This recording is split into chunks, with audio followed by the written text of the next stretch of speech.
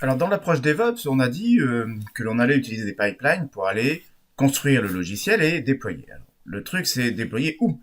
Alors, deux possibilités. Soit vous allez laisser les artefacts en plan quelque part sur le site Azure DevOps. Donc là, vous allez avoir des artefacts qui sont mis à disposition. Mais mis à disposition pourquoi? Et l'autre possibilité, évidemment, c'est d'aller pousser le déploiement jusqu'à la mise en production. Et dans ce cas-là, ce à quoi on s'attend, c'est que vous utilisiez évidemment euh, un service qui est disponible chez Microsoft, puisque Microsoft peut très bien déployer chez Microsoft, bien entendu. Alors, ce qui m'intéresse tout particulièrement, évidemment, ici, c'est Azure Kubernetes Service, AKS, Azure Kubernetes Service, pour lequel il faudra d'abord, bien entendu, créer un compte et créer un service. Une fois que vous avez créé votre compte et créé votre service, eh bien, lié à la modification du code sur votre disponible sur le GitHub ou alors sur le repository DevOps, Azure DevOps, eh bien, vous allez pouvoir aller jusqu'à la mise en œuvre, mise en prod de votre service. De vos services, de vos microservices, puisque Kubernetes, normalement, correspond à la mise en œuvre d'une architecture microservice. Kubernetes, je rappelle, est une plateforme qui vous permet de gérer plusieurs services en disposition, donc dans le contexte d'une application globale. Pour que les pipelines puissent être rapidement mis en œuvre, il vous faudra un Dockerfile. Alors l'idée générale, c'est que la modification du code va provoquer la recréation de vos applis et donc la recréation d'une image qui, grâce au Dockerfile, donc, est tout à fait reconstructible. Et ensuite, donc, grâce à cette connexion de services que vous avez sur AKS, bien entendu, il faudra avoir créé ce compte AKS avant, eh bien, vous allez pouvoir déployer directement votre appli. Au niveau du pipeline, bien entendu, il va falloir créer une organisation et un projet. Et vous avez tout simplement une tâche prédéfinie qui s'appelle déployer sur AKS, déployer sur Azure Kubernetes Service. Il faudra sélectionner le cluster sur AKS. Ça veut dire que, bien entendu, vous l'aurez créé préalablement. Les pipelines qui vont être créés vont être au nombre de deux. Vous allez avoir un pipeline de build, tout d'abord, avec la construction du logiciel, puis un pipeline de déploiement, de deploy, comme je l'ai écrit ici. Et ce pipeline de déploiement doit effectuer réellement la livraison. Pour tenter de mettre en œuvre, au moins partiellement, donc ce que l'on vient de décrire, je vais aller sur portal.azure.com et donc je vais arriver sur cette page où on me donne plein de conseils formidables, mais pour lequel je vais surtout aller m'intéresser au Cloud Shell. Le Cloud Shell, qu'est-ce que c'est? C'est tout simplement une espèce de interpréteur de commandes, en cliquant ici, en haut à droite, dans lequel je peux donc choisir un Bash ou PowerShell, peu importe, et je vais donc venir me connecter ici à l'abonnement Azure que éventuellement il me faut créer. Donc je vais créer un abonnement Azure ici et donc démarrer gratuitement dans un premier temps, bien entendu. Une fois que votre abonnement donc est opérationnel, vous reprenez ici le Cloud Shell et donc vous obtenez cet ensemble. Donc vous n'avez aucun stockage, donc créer un stockage et c'est gratuit. Toujours fermer bash. Et donc nous allons utiliser directement ce shell pour aller créer un cluster que nous allons rendre le moins cher possible, évidemment. Un cluster Kubernetes. Voilà, donc le shell se met en place. Je vais donc pouvoir exécuter des commandes ici. Je viens exécuter mes commandes, donc d'abord nous allons créer un groupe de ressources.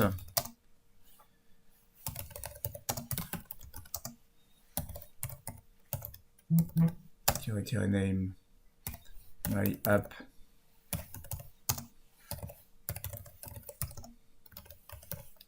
peu importe. Puis nous allons créer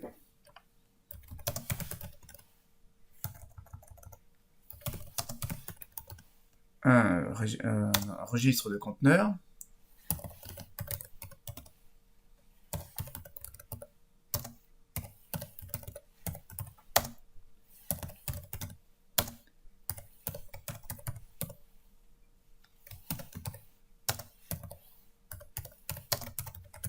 Donc bien entendu, tout ce que je fais là, il va falloir le défaire à la fin. Sinon, vous allez risquer de payer ce que vous n'avez pas envie de payer. SKU ou SKY, faute de frappe. Et enfin, donc,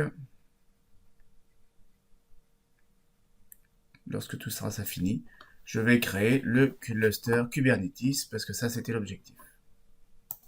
La création du cluster Kubernetes en lui-même, donc la dernière ligne que je viens de taper. Donc tout cela en fait vise à disposer d'un cluster Kubernetes. Si vous disposez évidemment déjà d'un cluster Kubernetes, vous ne retapez pas ces commandes, vous ne recréez pas un abonnement.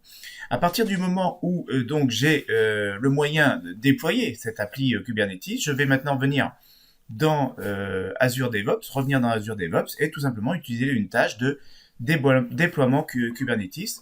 Au niveau du pipeline, et au niveau du pipeline, on va tout simplement me demander de cibler le cluster sur lequel je suis en train de vouloir déployer. Et donc, il va me générer effectivement deux fichiers de pipeline, un fichier pour la construction du logiciel et un fichier pour le déploiement qui s'occupera réellement de ce cluster. Lorsque le cluster est disponible, donc vous allez sur votre projet, et puis dans les pipelines, donc on va aller chercher ici pipeline, new pipeline, et parmi, donc, alors bien entendu ici sur ce projet c'est un GitHub qui est utilisé, donc on va aller chercher le projet en question, client read, s'appelle, client read, voilà, donc c'est lui qui est concerné. Et puis en fait au niveau du pipeline, vous avez la possibilité de deploy to Azure Kubernetes Service, et en cliquant donc sur cette tâche, on va vous demander évidemment un certain nombre d'informations qui devraient vous permettre de référencer votre souscription dans un premier temps. Et ensuite, alors évidemment, reconnexion.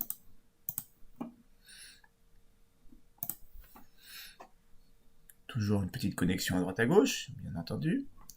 Et puis on va vous redemander ici quel est le cluster que vous voulez utiliser. Donc c'est celui qu'on vient de créer, Fab App, Namespace Existing.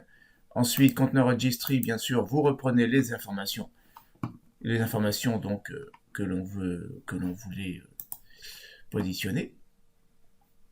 Default, Validate and Configure. Donc en fait, maintenant, vos pipelines vont d'un côté considérer la construction du logiciel et d'un autre côté, donc, proposer la mise en œuvre en fait de votre application directement dans le Kubernetes Azure Service. Donc ici on est sur Azure Pipeline 1, donc qu'est-ce qu'on a? On a un trigger à partir du main, normal, quelques variables définies. Au niveau du build, ici vous allez construire, construire et finalement livrer sous forme d'image Docker, c'est bien ce qui était prévu. Et ici vous avez un stage de déploiement qui va reprendre en fait votre service Kubernetes. Donc comme on a vu, il faut disposer évidemment d'une connexion et venir faire la mise en œuvre donc de pousser en fait votre service sur votre Kubernetes.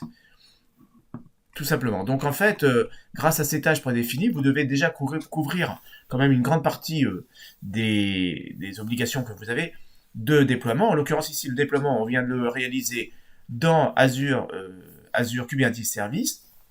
C'est une façon un peu particulière de déployer, mais on va voir que donc finalement, à partir d'une simple mise à disposition du code source, un simple push, poussez votre code là, et automatiquement, en fait, on va avoir un déploiement qui va se faire dans le Kubernetes Server. Donc ici, Save and Run, alors je peux effectivement sauvegarder et venir pousser et déclencher en fait le pipeline, ce qui va venir construire et livrer mon application chez Microsoft.